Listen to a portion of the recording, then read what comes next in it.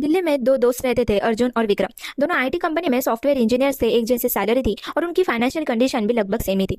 अर्जुन को इन्वेस्टमेंट में पूरा भरोसा था। शाम को फाइनेंस, म्यूचुअल फंड्स, कंपाउंडिंग के बारे में पढ़ता था। उसने अपनी सैलरी का एक हिस्सा रेगुलर रूप से इन्वेस्ट करना शुरू किया। विक्रम दूसरी ओर सेफ फाइनेंशियल अप्रोचेस को प्रेफर करता था।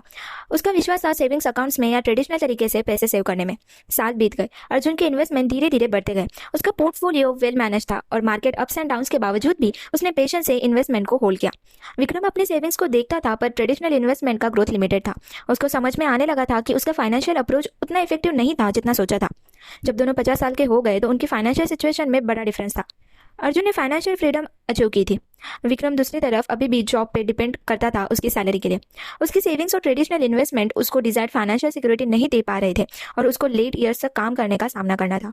इस कहानी से ये बात साफ होती है कि इन्वेस्टमेंट और फाइनेंशियल प्लानिंग का अप्रोच कैसे आपको फाइनेंशियल फ्यूचर को इन्फ्लुएंस कर सकता है।